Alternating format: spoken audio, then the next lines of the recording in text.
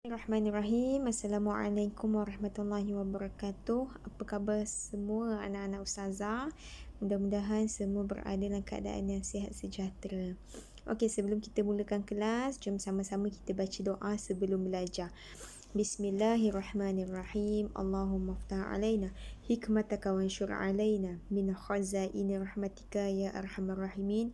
Rabbi syrah li sadri wa yassir li amri wahlul 'uqdatam min lisani yafqahu qawli amma ba'. Alhamdulillah. Okey, mudah-mudahan apa yang kita belajar pada hari ini, mudah-mudahan Allah terima, Allah bantu untuk kita memahami setiap butir-butir bicara yang ustazah akan sampaikan lepas ni. Okey, anak-anak, InsyaAllah tajuk hari ini adalah tentang wajib, sifat wajib bagi Allah dan sifat mustahil bagi Allah. Kita sambung yang pelajaran minggu lepas punya. Okey, yang ni anak-anak boleh buka muka surat 27. Okey, muka surat 27 anak-anak boleh buka sekarang. Okey, kita akan sambung pelajaran tentang sifat wajib bagi Allah. Okey, kalau tengok pada tajuk dia, sifat wajib ilmun dan sifat mustahil jahlun. Apa yang dimaksudkan dengan ilmun dan apakah yang dimaksudkan dengan jahlun? Okey, jom kita tengok satu persatu. Okey anak-anak, kita tengok dalam kotak warna hijau. Kotak warna hijau ni, ilmu Allah Subhanahu Wa Taala meliputi setiap sesuatu. Okey, ustazah akan baca setiap satu dulu, nanti baru ustazah akan terangkan. Okey, yang kedua, Allah mengetahui sama ada, yang pertama, yang wajib seperti Allah tahu zatnya sendiri. Yang kedua, yang mustahil seperti Allah Subhanahu Wa Taala tahu dia tidak diperanakkan. Yang ketiga, yang harus seperti Allah tahu apa yang dijadikan. Dan yang terakhir, ilmu Allah tidak didahului dengan jahil. Okey, ilmu Allah tidak didahului dengan jahil. Okey, apa yang dimaksudkan dengan ilmu ni? Okey, maksud ilmu ni anak-anak adalah mengetahui. Mengetahui. Mana-mana yang minggu lepas Azaz surah awak salin kan? Azaz surah awak salin perkataan sifat apa sifat wajib, apa maksud dia, apa sifat mustahil, apa maksud dia. Ilmu tu maksudnya adalah mengetahui. Mengetahui apa? Allah tahu semua perkara yang berlaku di atas bumi ini, yang berlaku di setiap, bukan nak kata dekat bumi saja, dekat planet-planet lain pun Allah tahu. Apa yang ada kat lautan, apa yang ada kat langit, semua dalam pengetahuan Allah Subhanahu Wa Taala. Takkan ada satu pun yang berselindung. Tak ada satu pun yang berselindung. Azhar bagi contoh. Hatta walaupun ulat tu sekecil-kecil ulat ada dekat dalam tanah. Ada dekat dalam tanah, tapi Allah dah jamin rezeki dia. Maksudnya Allah tahu dekat dalam tanah tu ada ulat yang kecil. Contoh anak ulat lah yang kecil sangat.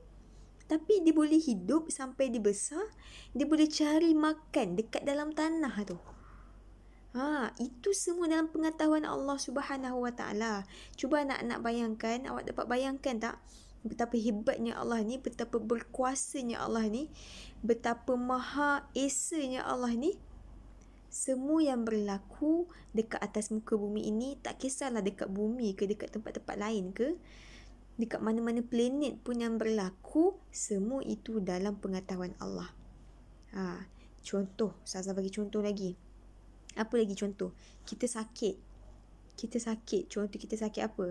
Kita sakit kepala lah contoh. Sakit kepala atau sakit perut lah. Sakit perut. Tapi kita nak cakap kat mak ayah kita nak diam, nak senyap je. Walaupun kita cakap kat mak ayah, tapi siapa yang tahu? Allah tahu juga. Allah tahu juga. Mungkin daripada situ Allah mungkin dalam hati kita nak susahkan mak ayah, tak nak bagi mak ayah ni susah payah disebabkan kita. Lepas tu kita nak cerita kat mak ayah. Tak nak cerita kat mak ayah, lepas tu Allah bagilah jalan ilham dekat mak ayah. Mak ayah tengok muka kita ni macam, anak aku ni kenapa macam ada sesuatu je, macam sakit je. Lepas tu mak kita pun tanya. Hati seorang ibu kan, hati seorang ayah, mesti dia macam rasa pelik kat anak dia. Kenapa ni muka awak nampak lain ni, awak sakit macam tu. Contoh. Maksudnya Allah bagi jalan tu, penyelesaian tu melalui mak kita, melalui ayah kita. Kita tak cakap pun, tapi mak ayah kita tengok muka kita, aku tahu ni anak aku sakit. Itu ilham daripada Allah. Allah yang bagi. Maksudnya segala sesuatu yang berlaku ni atas pengetahuan Allah. Kita tak boleh nak berselindung pun. Contoh lagi, kita buat salah. Lepas tu kita nak senyap, kita nak diam. Kita nak bagi tahu mak ayah. Kita dalam hati kita, tak apalah, tak payah kita tahu mak ayah. Nanti kalau mak ayah tahu, mak ayah marah. Tapi kena ingat, siapa yang tahu? Allah itu tahu. Allah itu maha melihat. Kita sorok macam mana pun, Allah akan tahu juga. Kita buat apa benda pun yang menyalahi. Contoh, kita mencuri ke, kita tak nak cakap dengan mak ayah kita tahu. Kawan-kawan kita tak tahu. Tapi Allah maha tahu. Allah maha mengetahui. Mencuri ke, tak mencuri ke, bohong ke, tipu mak ayah ke, tipu cikgu ke, tapi Allah itu tahu. Ustazah nak bagi tahu awak tak boleh berselindung dekat atas bumi Allah ini sekiranya kita melakukan keburukan, kejahatan. Tak boleh berselindung. Sebab Allah akan tahu. Allah maha melihat. Allah akan catat. Allah akan suruh malaikat catat segala dosa yang kita buat. Kita tak boleh nak berselindung. Kita kena ingat Allah itu maha melihat. Contoh lagi, kita tak solat. Kita tak solat, tapi kita cakap kat mak ayah kita solat. Tapi Allah tahu yang kita ni tak solat. Allah tahu yang kita tak solat. Kita nak tipu mak ayah mungkin boleh, tapi kita tak boleh nak tipu Allah. Kita kata, Allah aku solat ya Allah, tapi sebenarnya kita tak solat pun. Faham tak? Jadi kita tak boleh nak tipu Allah. Allah itu maha melihat. Allah tahu apa kita buat kat rumah. Allah tahu apa kita buat dalam bilik. Tengah belajar ke tu? Iman tengah belajar ke tu? Ya mak, tengah belajar. Padahal tengah buat apa? Tengah main game. Jangan. Kita jangan latih diri kita untuk berbohong, untuk menipu. Lama kelamaan kalau kita dah biasa menipu daripada kecil, besar-besar nanti benda tu dah jadi kebiasaan. Kita dah tak rasa bersalah dah kita nak tipu mak ayah. Kita tak rasa bersalah dah kita nak tipu cikgu. Jangan menipu. Kalau kita menipu macam mana pun, ingat Allah akan mencatat segala amal kejahatan yang kita buat. Walaupun mak ayah kita tak tahu. Jadi jangan cuba untuk menipu. Kalau kita buat baik, apatah lagi banyak Allah catat. Jadi jangan kumpul dosa banyak-banyak, tapi kena kumpul pahala banyak-banyak. Supaya pahala itu mengalir kepada siapa? Kepada mak ayah kita. Sejuk perut ibu mengandung. Kan? Okey. Faham tak? Itu Azhar nak sampaikan tentang sifat wajib bagi Allah ni mengetahui. Allah ni mengetahui melebihi pengetahuan manusia. Azhar bagi contoh lagi. Banyak sangat contoh ni kan. Contoh, kita rasa kita ni dah pandai. Dalam kelas, setiap kali peperiksaan mesti akan dapat nombor 1.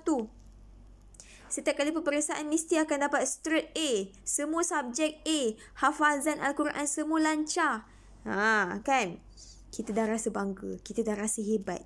Tapi sebenarnya kalau nak dibandingkan dengan ilmu Allah itu jauh lebih banyak. Azhar bagi contoh macam lautan. Kita tengok laut. Laut besar tak? Luas tak laut? Kedalaman dia tu kita tak tahu dalam mana laut tu. Laut kita nampak cuma dekat atas je. Kat luaran dia besarnya, ya Allah, Masya Allah. Dekat dalam kita tak tahu lagi. Kita tak tahu lagi dekat dalam tu besar dia macam mana, dalamnya macam mana. Macam kisah ada hari tu baru-baru ni kapal karam. Kapal selam tu tenggelam. Kan dekat dasar sampai dekat laut kita tak jumpa pun kapal tu kat mana, sebab nak kata dalamnya laut tu. Begitu jugalah ilmu Allah itu melebihi lautan tu. Maksudnya nak kata ilmu Allah laut jauh lagi luas, lagi banyak. Kalau manusia ni nak kata dia ni lagi bijak, lagi pandai, lagi berilmu, lagi berpengetahuan, tapi Allah itu maha mengetahui. Masya Allah, subhanallah, kita kena akui benda tu. Itu sifat wajib bagi Allah. Daripada situ kita jangan takabur, kita jangan belagak, kita jangan sombong. Sebab ilmu kita yang kita ada tu hanya secebis je. Nak kata sikit sangat ilmu kita ni sebagai manusia. Okay? Faham tak anak-anak? Itu Ustazah nak terangkan tentang ilmu Allah ini. Allah ni sangat sifat wajib bagi Allah ilmun. Ilmun, sangat mengetahui, maha mengetahui. Itulah sifat wajib bagi Allah. Dan lawannya apa? Sifat mustahil bagi Allah, lawan ilmu ni, lawannya adalah jahlun, iaitu dungu. Apa maksud dungu? Okay, kita pergi kat sebelah. Apa maksud dungu? Dungu ni maksudnya apa? Dungu ni maksudnya, ertinya, okay, cuba tengok. Cuba tengok yang pertama, erti jahlun ialah dungu. Apa maksud dungu? Dungu ni macam tak tahulah. Ilmu tahu kan? Lawannya jahil. Kau ni jahil lah, macam tu orang cakap kan. Jahil ni macamnya tak tahu apa-apa. Ataupun erti kata lain, bodoh lah. Tak pandai lah, macam tu lah. Jahil, tak tahu. Itu maksud jahil. Okay, dungu. Itu dungu bahasa sinonim bagi tak tahu, bagi tak pandai ataupun bodoh lah. Okay. Okay, yang kedua, mustahil Allah itu bersifat dungu. Mustahil Allah ini tak tahu tentang sesuatu perkara. Mustahil. Setiap apa yang berlaku macam Azhar cakap tadi, itu semua di bawah pengetahuan Allah. Semua tu Allah tahu. Nak suruh macam mana pun tak boleh. Allah mesti akan tahu. Dan yang ketiga, maha suci Allah daripada sifat kekurangan. Maha suci Allah daripada sifat kekurangan. Allah ni tak ada kurangnya. Allah ni tak akan lupa. Allah ni sentiasa ingat, sentiasa tahu. Maksudnya itu semua kita kena wajib beriman. Dengan sifat wajib bagi Allah. Kita kena beriman. Okay, kita tengok ayat Quran. Dalam surah apa? Dalam surah Taha. Ayat 52. Allah berfirman, A'udzubillahi minasyaitanirrajim. Qala ilmuha 'inda rabbi fi kitab. La yadillu rabbi wa la yansa. Maksudnya apa? Nabi Musa menjawab, pengetahuan mengenainya ada di sisi Tuhanku. Tertulis di dalam sebuah kitab. Tuhanku tidak pernah keliru dan ia juga tidak pernah lupa. Masya Allah, hebat. Dia kata apa dalam ayat ni? Allah kata apa? Pengetahuan. Maksudnya Allah ni, Tuhanku tidak pernah keliru dan ia juga tidak pernah lupa. Allah tak akan lupa. Tak akan lupa, tak akan tersilap, tak akan tersalah, tak akan keliru. Apa semua sifat kekurangan tu semua tak ada pada Allah. Itu semua sifat-sifat mustahil. Faham tak sifat mustahil ni? Sifat ni takkan ada pada Allah. Mustahil benda tu ada pada Allah. Mustahil jahil tu, mustahil dungu tu ada pada Allah. Mustahil. Jadi sifat wajib yang kita kena beriman, Allah itu maha hebat, Allah itu maha berkuasa, Allah itu maha berkehendak, Allah itu maha mengetahui. Itu sifat yang kita wajib kena beriman. Faham? Jelas tak sekarang ni tentang sifat wajib dan sifat mustahil bagi Allah? Okey. Ni yang ketiga Ustazah rasa. Sifat wajib ilmun maksudnya mengetahui, dan sifat mustahil bagi Allah jahlun, iaitu dungu. Dungu. Okey. Seterusnya kita pergi pada muka surat 30. Okey. Sifat wajib yang seterusnya bagi Allah adalah hayah. Hayah. Tengok sini, hayah. Ertinya hidup, lawannya mati. Mati. Okey. Anak-anak. Hayah, sifat wajib bagi Allah. Mati, maut, sifat mustahil bagi Allah. Okay, kita tengok satu-satu sifat wajib maksud hayah ni. Okey, cuba tengok nombor 1. Wajib bagi Allah itu bersifat hayah, iaitu bersifat hidup. Wajib bagi Allah itu hidup. Yang kedua, hidup Allah tiada dengan roh dan kekal selama-lamanya. Dan yang ketiga, hidup adalah menjadi syarat wujudnya sifat-sifat lain. Okey. Apa maksud hayah ni? Maksudnya hidup. Ertinya hidup. Hayah ni ertinya hidup. Apa yang hidup? Allah lah hidup. Allah itu bersifat hayah. dia hidup. Dia takkan tidur, dia takkan mati, dia takkan, sebab dia memang maha hebat. Kita kena akui, kita kena beriman dengan sifat-sifat wajib bagi Allah ini. Allah tak akan mati. Okey, Allah tak akan mati dan Allah itu tiada permulaan dan tiada pengakhiran. Kita nanti satu hari, setiap manusia, setiap apa yang ada di bumi Allah ini, setiap apa ada yang ciptaan Allah ini, semua akan musnah satu hari nanti. Bila tibanya hari kiamat. Manusia, haiwan, apa lagi? Jin, pokok-pokok, gunung ganang, semualah, semua. Planet-planet pun akan runtuh, akan roboh, akan pecah. Bila tibanya hari kiamat, manusia semua akan mati. Semua manusia akan mati. Tapi Allah ini akan kekal sampai bila-bila. Takkan ada pengakhiran bagi Allah. Okey? Ingat, kena jelas tu anak-anak. Anak-anak kena faham. Anak-anak kena beriman dengan sifat wajib bagi Allah ni. Kita kena yakin bahawa Allah itu tak akan mati dan Allah itu tak akan ada pengakhiran. Allah itu akan hidup sampai bila-bila. Okey? Sebab itulah dalam surah, kalau tengok surah Al-Furqan. Okey, dalam surah Al-Furqan ayat 58. Allah berfirman, yang maksudnya apa? Dan berserahlah engkau kepada Allah, Tuhan yang hidup, yang tidak mati, serta bertasbihlah dengan memujinya, dan cukuplah ia mengetahui secara mendalam akan dosa-dosa hambanya. Apa? Dalam firman surah Al-Furqan ni Allah cakap apa? Allah kata Tuhan ni yang maha hidup dan tidak akan mati. Bertasbihlah, pujilah Allah, subhanallah, alhamdulillah, subhanallah, alhamdulillah. Maha hebat, Allah maha hebat, maha berkuasa.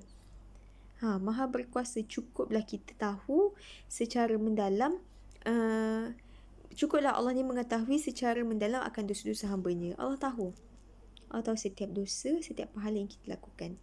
Kita tak payah cerita ke orang pun. Contohlah pahala kita buat, kita bersedekah. Kita tak payah cerita ke orang pun, aku bersedekah. Cukuplah Allah yang tahu dan Allah yang akan bagi ganjarannya di akhirat kelak. Okey, faham tak? Jelas tak? Anak-anak kena yakin Allah itu tiada permulaan dan tiada pengakhiran. Okey, seterusnya yang terakhir sekali, kita pergi pada dua sifat wajib dan dua sifat mustahil sahaja. Okey? Okey, seterusnya apa? Sifat mustahil Allah bersifat mautun. Okey, mustahil bagi Allah yang bersifat mautun. Okey, apa dia cakap? Cakap apa kat situ? Dia kata, erti mautun ialah mati. Mautun erti mautun ialah mati. Mustahil Allah bersifat mautun. Dan jika Allah mati, seluruh alam ini tidak wujud. Sekiranya Allah mati, semua alam ini takkan wujud. Takkan ada pun. Takkan ada. Kita takkan ada kat dunia, benda ni tak akan berlaku. Kita takkan belajar macam ni. Semuanya takkan ada. Faham tak? Sebab tu Allah ini, setiap apa yang berlaku, semua atas pengetahuan Allah. Apa yang berlaku esok, apa yang berlaku kepada kita 10 tahun akan datang, apa yang akan berlaku pada kita kejap lagi, kita tak tahu. Kita tahu apa yang akan berlaku, tapi Allah ini maha mengetahui. Mungkin kejap lagi, mungkin Allah tarik nyawa ustazah. Hazal minta lah supaya Allah panjangkan lagi umur ustazah, supaya Hazal boleh buat banyak lagi amal ibadah. Kita tak tahu benda tu semua. Sebab tu, daripada sekarang, kita kena doa kepada Allah. Kita kena banyakkan berdoa. Kita kena banyak buat amal ibadah. Kita kena banyak buat baik. Kalau siapa yang cuti ni, kan, yang duduk rumah tak pergi sekolah ni, jarang solat. Subuh tak solat, Zuhur tak solat, tak pernah solat pun. Asar tak solat, Maghrib, Isyak. Ada yang tinggal, mungkin ada yang solat tu solat Zuhur je ke, solat Asar je ke, Subuh dengan Isyak tak buat. Ikut suka hati dia je, nak buat ke tak nak buat. Jangan, sebab kita tak tahu bila kita akan mati. Kita manusia ni sangat lemah. Kita punya pengetahuannya sangat terbatas. Kita tak tahu bila kita akan mati. Termasuklah ustazah. Ustazah tak tahu. Ustazah tak tahu bila ustazah akan mati. Jadi anak-anak yang ada dekat depan ustazah ni, kita jangan sia-siakan. Allah dah bagi kesempatan untuk kita hidup. Allah dah bagi peluang untuk kita hidup. Kita jangan tinggal solat. Kita jangan tinggal benda-benda yang wajib yang Allah suruh kita buat. Jangan tinggal buat baik. Kita kena jadi orang baik. Faham? Yang paling penting solat jangan tinggal. Subuh, zuhur, asar, maghrib, isyak. Yang ada depan ustazah ni sekarang ni semua dah darjah 3. Dah besar. Dah tahu dah mana yang baik, mana yang buruk. Awak semua dah tahu dah kalau aku tak solat ni aku dapat dosa. Dah tahu. Jadi jangan tinggal solat. Lepas ni dengar ustazah punya pengisian tentang tauhid ni, tolong siapa yang tak solat cepat-cepat istighfar. Yang tinggal solat secara sengaja ataupun tak sengaja tu cepat-cepat istighfar. Astaghfirullahalazim, astaghfirullahalazim. Ya Allah, aku tinggal solat ni ya Allah. Kita dalam hati kita ni, kita kena tanamkan rasa bersalah kita kalau kita tinggal solat. Kena tanam dekat dalam diri. Pastikan solat tu, jadual solat tu memang dah ada dalam kita punya fikiran dah. Kita nak main macam mana pun, nak main game macam mana pun, nak buat itu macam mana sekalipun, kita dah kena ingat, pukul 4 aku dah kena bersiap sedia untuk solat.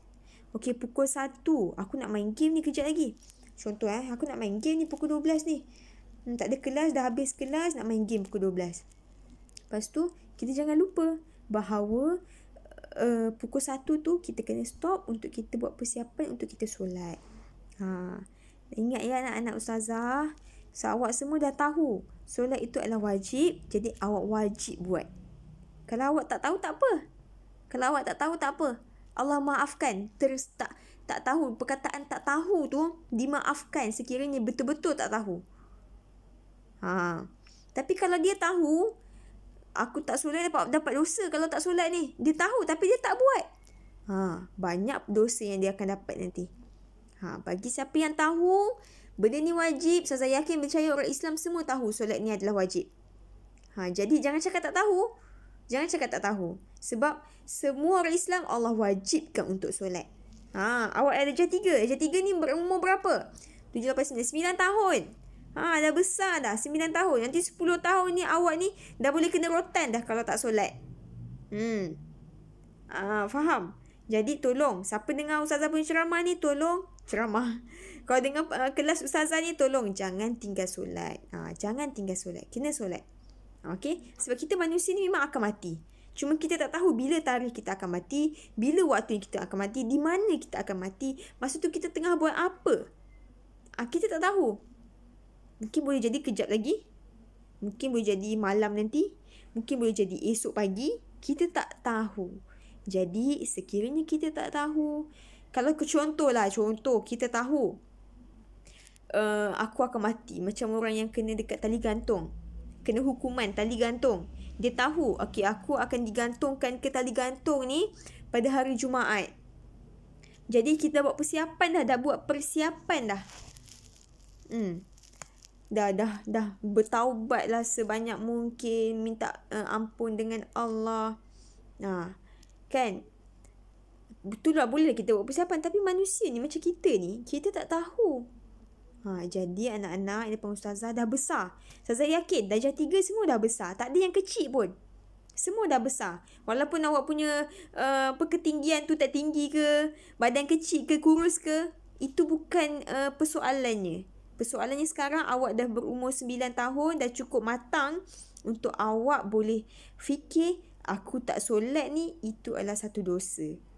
Jadi jangan tinggal solat. Kena solat dan wajib solat. Faham? Lebih-lebih lagi awak ada kat rumah ni. Kalau mak ayah kerja ke kan, kalau ada yang mak ayah kerja, tak ada siapa yang nak tengok awak, mungkin awak boleh tipu mak ayah awak. Mak ayah balik kerja kan petang-petang, solat zuhur tak tadi, solat asar tak tadi, solat mak, solat ayah, tapi sebenarnya tak solat. Tak boleh macam tu. Awak mungkin boleh tipu mak ayah awak waktu tu, tapi awak kena ingat, ada yang maha mengetahui, iaitu Allah Subhanahu Wa Taala melihat setiap tingkah laku yang kita lakukan. Takkan ada satu pun, walaupun sekecil mana pun yang berlaku itu tanpa pengetahuan Allah. Tak ada. Semua walaupun sekecil-kecil benda yang berlaku tu, semua Allah tahu. Jadi jangan tipu. Jangan belajar-belajar untuk menipu. Jangan belajar-belajar untuk tinggalkan solat. Jangan. Okey? Ustazah yakin dan percaya anak-anak murid Ustazah di Sekolah Rendah Islam Penagih Insan ni semua yang baik-baik, semua yang suka mendirikan solat, semua yang soleh dan solehah. InsyaAllah mudah-mudahan Ustazah doakan sentiasa anak murid Ustazah ni jadi orang yang hebat satu hari nanti, berjaya di dunia dan di akhirat. Okey? Ustazah rasa itu sahaja kelas Ustazah untuk hari ni. Jadi ingat pesanan Ustazah, sifat wajib dan sifat mustahil. Apa yang pertama tadi? Sifat wajib Allah yang pertama tadi adalah ilmun. Sifat mustahil dia jahlun. Yang kedua, sifat wajib adalah hayah, dan sifat mustahil adalah mautun. Okey. Jadi siapa yang tak salin kat dalam buku tulis lagi, bolehlah salin sekarang. Ustazah rasa itu sahaja kelas untuk hari ini. Wallahu a'lam. Assalamualaikum warahmatullahi wabarakatuh.